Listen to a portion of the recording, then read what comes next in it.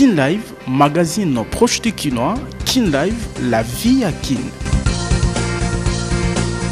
Tozala kana esengo ya kopesa bino basango tango iso na zela magazine proche de Kinois Kin Live boyi malamu ba papa mama bana Congo démocratique pe ya Kinshasa basango na mukuse yango yo ezali vendredi 25 novembre 2022 oyonde ba M23 basengeli kotika ba position to mabele bazali kokipe na este ekolo Congo démocratique yenge bene boyokani ya Luanda kasi kotala bizali ya Rwanda oyo etosaka penza maloba na yete esengeli kozala vigilant tope misuga elobi Christophe Lutundula vice-premier ministre misala libanda na sud Kivu gouvernement provincial et bina kobwa kisa mukano ya assemblée provinciale ya jeudi 24 novembre il y a destitution ya gouverneur Teyongwa Bidjekasi pe gouvernement na ye mobimba na déclaration ya Jérémy Bassimane molobeli ya gouvernement ya sud Kivu mobeko moko te talisi ete gouvernement ekoki kokoyisama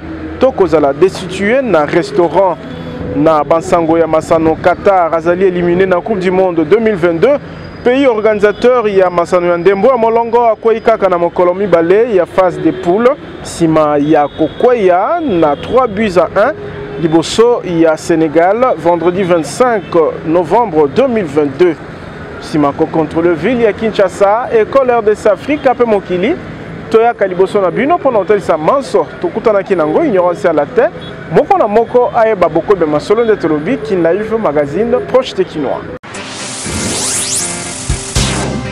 Kin Live, magazine proche du Kinois. Kin Live, la vie à Kin. Mbote lisusu bandeko balanzi magazine na bino mikolo nyonso Kin Live ya lelo ekofungwa na bansango oyo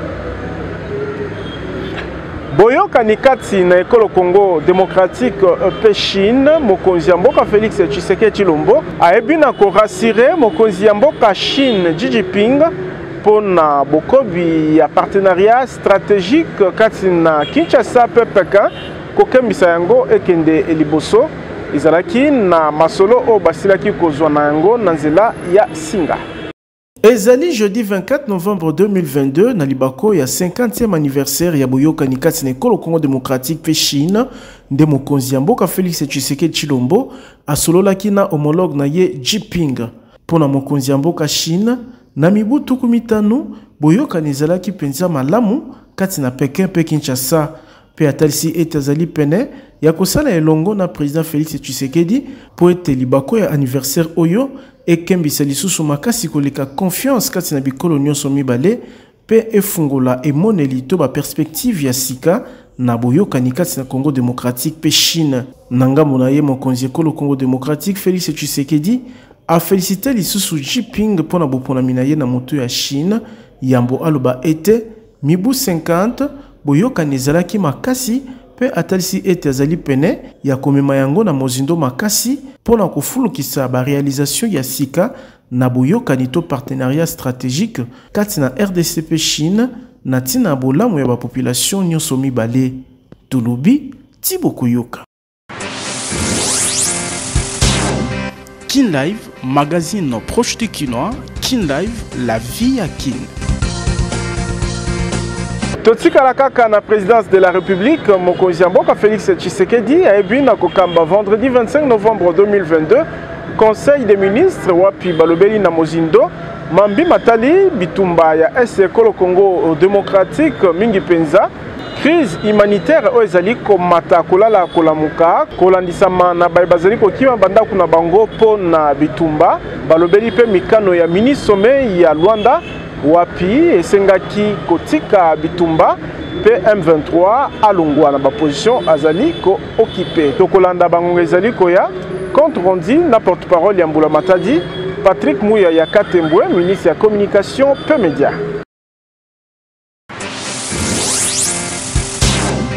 Kin Live, magazine proche du Kinois. Kin Live, la vie à Kin. Bayi Congo démocratique basengeli kozala vigilant na likambo etali bitumba ya est ekolo RDC oyo ezali agressé na mboka Rwanda atako ba résolution tomikano ya mini sommet ya Luanda mbela ezali ya mokonzi ya Mbula Matadi Jean Michel Sama Lokonde Kenge na liyangani ya bokengi to réunion ya sécurité ayebaki kokamba utanda kuna ye ya mosala.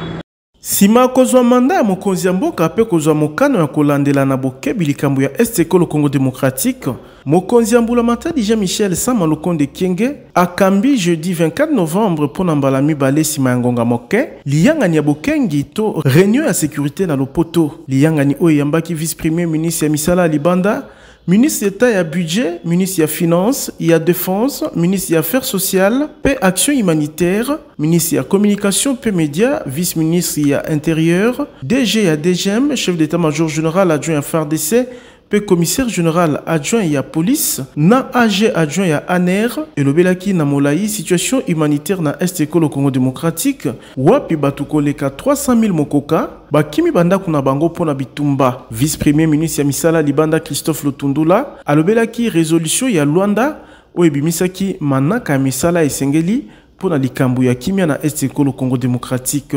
Nakoyoka Patrick Mouya ya molobeli ya mbula matadi, ministre mokonzi Sama Lukonde Kyenge a recommandé vigilance et koba makasi.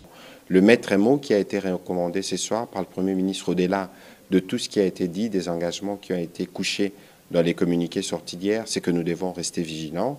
Il y a des délais qui ont été donnés, nous allons attendre voir ce que ça va donner, mais nous allons surtout continuer à travailler pour apporter un appui humanitaire. Naliangani oyo balobelaki pe likambo ya insécurité na kwamona ituka ama indombe wapi bateke pe bayaka bazali koputana. Tolobi Tiboko Yoka. Kin Live, magazine proche de Kinois. Kin Live, la vie à Kin. Ezali vendredi 25 novembre 2022 au Ndeba M23, basengeli kotika ba position to bisika bazwami na Est Ekolo Congo Démocratique. Yenge bene mokano ya Luanda kasikota la bizaleli ya Rwanda o atosaka maloba na yete baimboka babengami ya kokoba komatisa vigilance mbela ya Christophe Lutundula o azalaki liboso ya bapanzi sango. Ngonga moke yambo ya kolongwa ya ba M23 na ba territoire occupé na Est Ekolo Congo Démocratique yenge bene résolution ya Luanda. Vice-premier ministre ya misala Libanda Ekolo Congo Démocratique abengamaki pona kosembolela baimboka mikano ya ministre ya Luanda liboso ya bapanzi sango na likambo koyeba soki Rwanda mobundisi Ekolo Congo Démocratique akotosa mikano ya sika oyo. Christophe Lutundula atalisi ete sengeli kozala vigilant pambate mboka ya Paul Kagame ezali na ezaleli ya kotosa boyokani te. Pona koyeba banani na molongo ya ba M23 basengeli kokende ngomba Sabinyo yenge bene résolution ya Luanda. Christophe Lutundula pe Patrick Mouya ya molobeli ya mbula matadi banolaki kolobaka ete ezali kaka ba Congolais o bazali na lisanga wana kasi ba Rwandais bango basengeli kozonga mboka na bango. Na lobby na 4e M23 ba Congolais bazali. Ba Rwandais bazali. C'est ce que nous disons et c'est la vérité parce que tout l'aksaki binoawa ba soldat rwandais. Batu oyo bazana M23, ba soldat oyo ba Congolais oyo bazana M23. Ndenge toyokani awa tokomema bango na ngomba ya Sabinyo. Tosangisi bango wana. Ba oyo baza ba expert oyo armée na biso ba mécanisme à force régionale ya Nations Unies. Ba kokende ba botoli bango mandoki. Ba identifier bango parce qu'il y a le processus, il y a DDRCS. Oyo lelo bana wana ceux qui baza bana batengama. Ba comment ko vivre na mandoki lelo ceux to longoli bango na ba groupe armé, il faut to pesa bango une alternative. Yango to sala programme wana.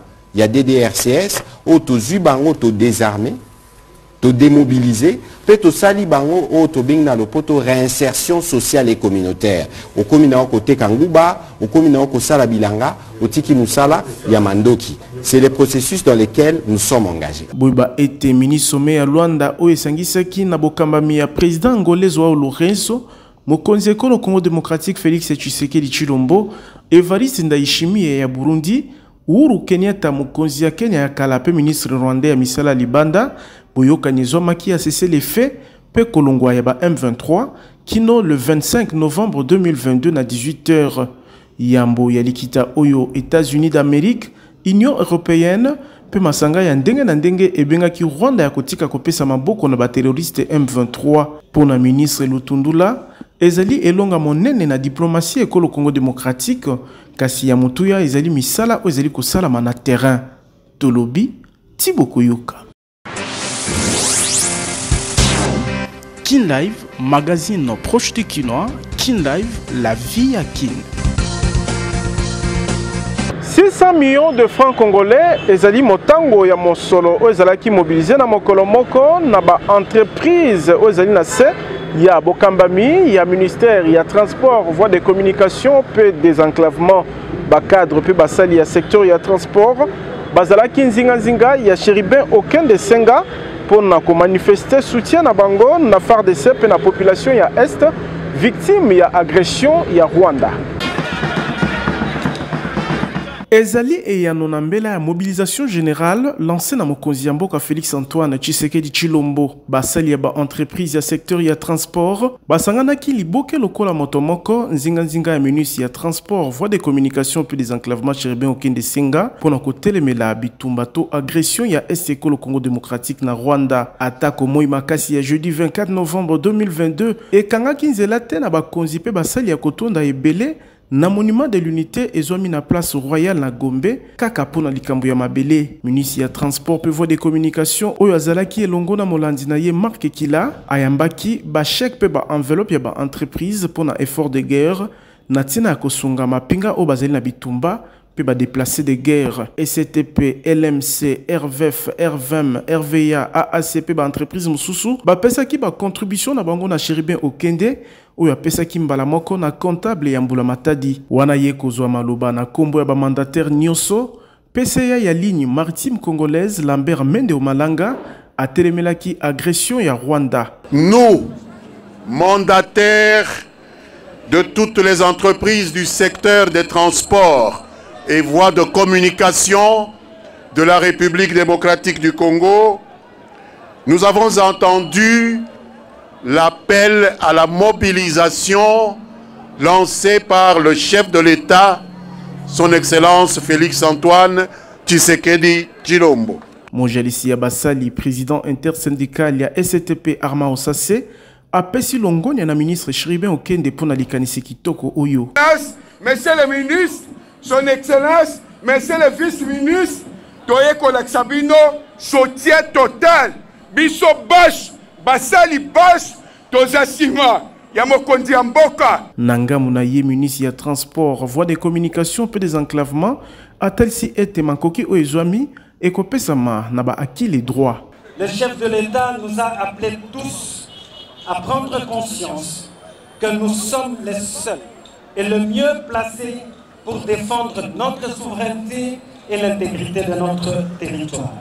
Bon moko pona kolonga bitumba ya este zali kokoba na ministère ya transport pe bikuke zali ya kufungwa mapona koyamba ba contribution ya ba entreprise ya secteur entreprise serveur ye apesaki enveloppe na ye na ministre oyamba ki ye na ndaku na ye ya mosala Tolobi Thibaut Koyoka.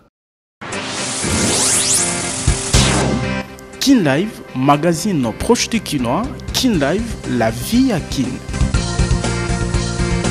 Nangambu Mususu, commission environnement et assemblée nationale, et la qui la plaidoyer na ministère ya finance pour na koyeba tina nini misolo pesa mate pour na ba projet à développement durable. Constantin Mbengele nde atalisi yango sima koyamba François Rubota, ministre ya développement durable.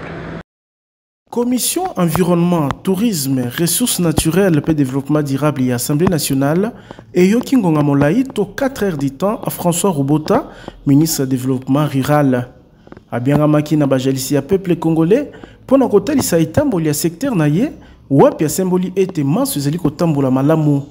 Kaka na libako oyo, ministre Rubota atalisi mambi masalami to ba réalisation ya ndenge na ndenge na mambi matali ba route ya dessert agricole lotiliki mai pe apesi cartographie pona kotalisa bisika mambi yango esalemi aibi pe kotalisa ba kokoso ya secteur oyo ezali kotelemisa etamboli ya ba projet misusu.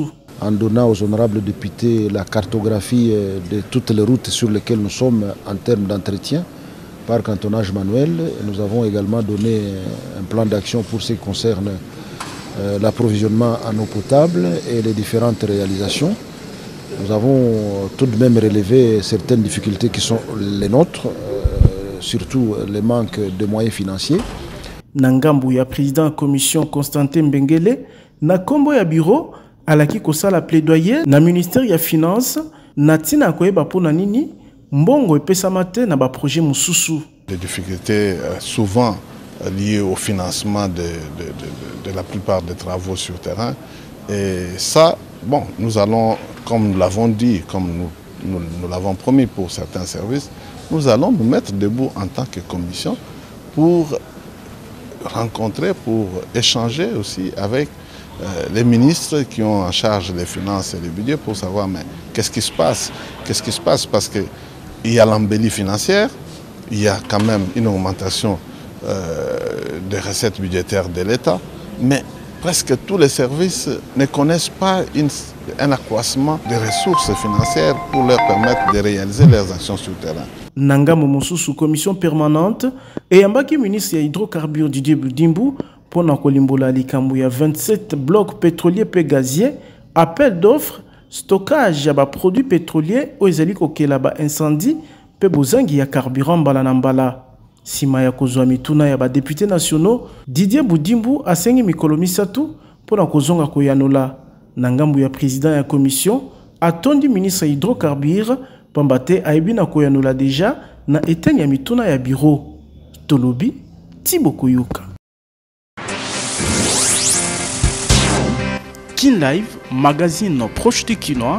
Kin Live, la vie à Kin.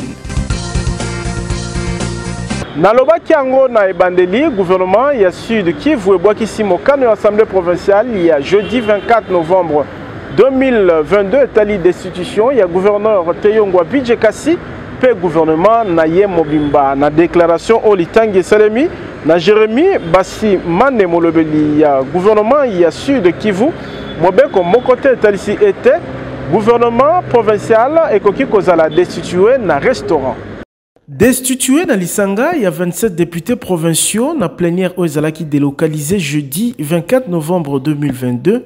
Mboulamata di Teyongwa Bidje et Boyi Mukano ya Assemblée provinciale ya Ituka ya Sud Kivu.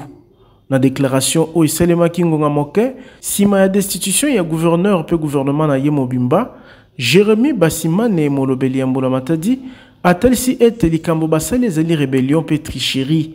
Pambate, mobeko mokote etalisi ete gouvernement akoki kozala destitué na restaurant.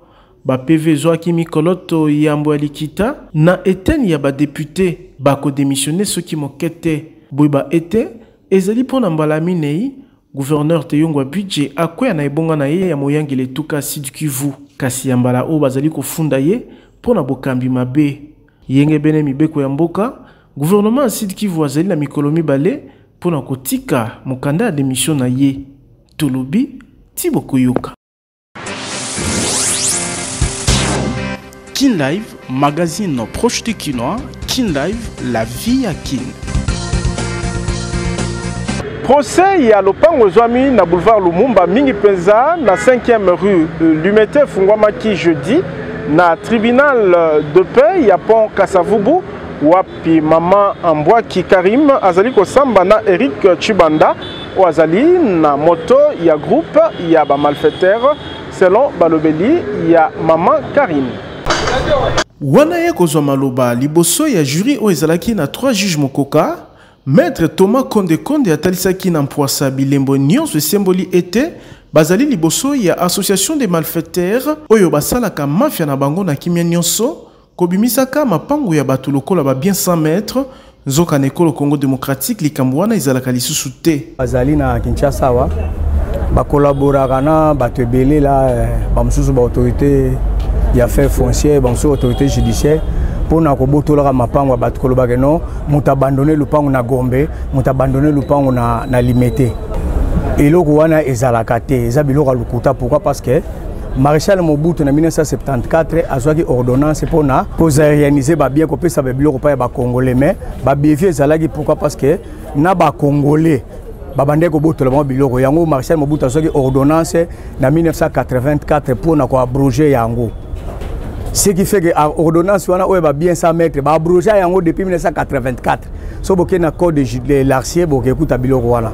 Mais curieusement association ya ba mafiosi wana ba utiliser ngo ko banana Gombe tina limité pour na kobotola ba biloko na ya leta na ya bato kolobaka no eza bien abandonné bazaleli yango arrêté yango dossier to yelaki awa lupango ya mama Karine Mbwaki azana mikanda ni certificat d'enregistrement na ye depuis 1978 oya yeza ya 2021 balobeli ya Mbwaki Yembi Karine mokolo lopango bakondoli lolenge kani batu yango basalaka na lokuta pona kozwa mapango ya batu ezala na commune ya Gombe to limité soki bokutani na muta ye na eloko mo ya bien 100 mètres ici bageno eza association wana ya ba mafiateur wana bango basalaka biloko wana pona kobotola mapango ya batu yango to yaki awa pona ko poursuivre monsieur wana comme na Eric Chibamba a se confectionner des documents a tie kombo ya professeur Yoko Yakembe à l'époque le professeur Yoko Yakembe azaki le ministre des Affaires foncières journal officiel service présidentiel ya présidence et pesibiso réponse Boyba était na suka ya audience pesima ya kozwa pole na likambo yango ministère public sima ya komanyola asengi etumbu pona libunga babengi usage de faux et comment en article 124 pesa 26 ya code pénal livre 2 ou epesi etumbu yengebene mobeko pe amende ya 400 000 francs congolais Tolobi Thibaut Koyoka. Il y a double faux. Kin Live, magazine proche de Kinois. Kin Live, la vie à Kin. Honorable député national Henriette Ouamumpe Mokambi ya Fondation Ezeli na Kombo na ye aibaki na kotalisa Mokambi ya Lingomba les 5 derniers jours mingi penza na mambi matali ba projet humanitaire musala et salama na lycée Matonge. Mikolo Mukesi makobongola lycée Matonge na kotongaka ba bâtiment ya sika pe kozongisa ba machine ba atelier ya école o ezwami na commune ya Kalamu na église les 5 derniers jours na nzela ya plaidoyer ya Fondation Henriette Ouamumpe Mokambi ya ba projet humanitaire mondial bishop président ya église ya Oyo Gérard Kossé o outi États-Unis d'Amérique asalaki descente na école moderne Oyo pona komona na misuma e masalemaki na mambi matali éducation o ezali priorité pona bango bishop président Oyo azalaki elongo na chargé ya ba projet humanitaire ya RDC Afrique pe Fondation Henriette Ouamumpe initiatrice ya projet Oyo alingi kocha lycée Matonge na ba condition kitoko bakotaki na ba salle pe na ba atelier ya couture wapi Gérard Kossé atonisamaki na esengo ya komona misala kitoko esalemaki pona bilenge. Cœur d'apprécier de voir que les fonds qui ont été donnés par l'Église de Jésus-Christ des 5 derniers jours ont été utilisés de façon efficace. J'étais impressionné par la qualité des élèves. On a participé à des cours de français, on est allé à un cours de couture. Bokomi ya Bishop Gérard Kossé na lycée Matonge et s'appelle ici député national Henriette Ouamouataminia, présidente de la Fondation Oezeli na Kombo na ye, pe atondi botondi lisungi ya église les 5 des derniers jours na Fondation na ye. Le bishop venu des États-Unis est venu visiter et voir comment est-ce que le lycée Matonge a été réhabilité. Il a eu à visiter quelques classes, en même temps aussi voir les dons qui ont été donnés, mis à part la réhabilitation de l'école. Mobembo ya Bishop Kossé na mabele ekolo Congo démocratique ezali pe pona ko visiter ba projet humanitaire na mambi matali santé na yango ba l'hôpital Belé ezwi lisungi ya ba équipement moderne Tolobi Thibaut Koyoka. Kin Live, magazine proche de Kinois. Kin Live, la vie à Kin. Na basango ya masano Qatar ezali éliminé na Coupe du Monde 2022 pays organisateur ya mululu munene ya masano ya molongo akwei kaka na mokolo ya mibale ya ba phase de poule sima ya kozwa mingete misatu na moko liboso ya Sénégal 3e journée pour na Qatar et koza na litomba moko te pambate asi akwei makale kale 0/6. Kin Live, magazine proche de Kinois. Kin Live, la vie à Kin. Bokono ya misu pe ya minu ekomi kozwa lobiko na facilité na bokasi ya Fondation Oila na nzela ya centre médical Sainte Marie Médicale ezwami na rond-point Ngaba na 15 000 francs ya pamba oleki na ba machine nyonso oya mutuya. C'est fini, inaisha imene kwa jik, c'est-à-dire esili likambo komi tungisa pona bokono ya misu pe mino na Kinshasa. Ntina ya kovoyager na mikili ya poto ezeli lisusu te po Fondation Oila ememeli ba kinois pe ba congolais nyonso ba matériel ya génération ya sika pona ko bikisa bango na nzela ya centre hospitalier Sainte Marie Médicale o ezali na ba service spécialisé ndakisa ophtalmologie pona ko bikisa bokono ya miso ata o balembana na ba matériel moderne oyo ba soin ezali ko pesa lokola kaka ozali na Suisse to pe na Afrique du Sud. Bongo balinette ya ba qualité nyonso ezali tozali na ba verre progressif double foyer pe simple vision ya ba marque nyonso pe pona ba bourse nyonso. Traitement ya ba verre photo grey anti-reflet photo max pona ba kumbi mituka ba wewa ezala ba ebasa ilaka ba smartphone ba tablette pe ba ordinateur na fondation Oila solution ezwami esili wana te mubange na cabinet dentaire moderne pe ezali na fondation Oila. Maladie ya minu nyonso ezali kozwa lobiko na ba équipement ya nouvelle génération ndakisa fauteuil moderne oyo ovandi lokolo matina cheval pasi kutu bosana lobiko ezali koya chirurgie dentaire ya sorte nyonso ezali kosalama minu ekatana osekaka lisusu te awa minu ezali kozonga mobimba pamba te ba prothèse ya ba forme nyonso ezali kosalama soki minu ekoma salite bazali kosukola pe blanchisserie dentaire ezali minu ezonga kongala lokola mapata radio dentaire pe ezali centre hospitalier Sainte Marie Médicale ya fondation Oila ezali na imagerie médicale c'est-à-dire radiologie pe échographie ezali ko salama kitoko nyonso na prix ya bana mboka. Adresse tozali na rond-point Ngaba en face ya station Kobil esika bazwaka transport ya Zando. Maladi na yo Kwajik et Sili Tolobi Tibokoyoka. Kin Live, magazine proche de Kinois. Kin Live, la vie à Kin. Toko bakolanda Kin Live na communiqué nécrologique oyo. Communiqué nécrologique. Famille Foueki, Pedjumi Dide, réalisateur na Sembediji, bazali na mawa ya koyebisa na baninga pe bayeba ina bango, liwa ya mwana ndeko mama pe koko Brigitte Foueki Menga, Ouazongisaki Molimo le 17 novembre 2022 kolandisama na maladi ya ngonga moke. Programme ya matanga epesami boye. Vendredi 25 novembre 2022, veillée mortuaire ekosalama na salle Fondation aux îles XL extra large ezwami na balabala Dibaya numéro 6 na commune ya Kasavubu, référence rond-point Victoire. Samedi 26 novembre 2022, nzoto amowe ekobimanda kwa malili ya clinique chinoise na ngonga ya 9h. Pebo Kondami Kosalama na malita ya Kinkole Nouvelle Cité. Ben de consolation. Ekopesama na numéro 56 ya balabala Bakongo na bandal Inga ya Suka. Liye bisiliye. Epesami na moto nyonso aibaka mama Brigitte Foueki Menga. Tika ete molimo na ye epema na kimia. Alika ki ete soki akufi. Kin Live, magazine proche de Kinois. Kin Live, la vie à Kin.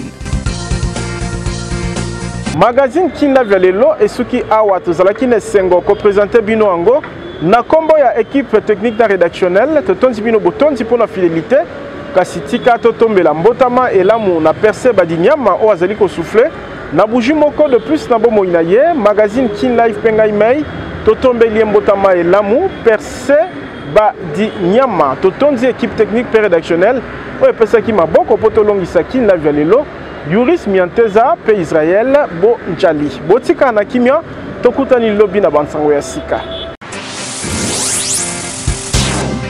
Kin Live, magazine proche de Kinois. Kin Live, la vie à Kin.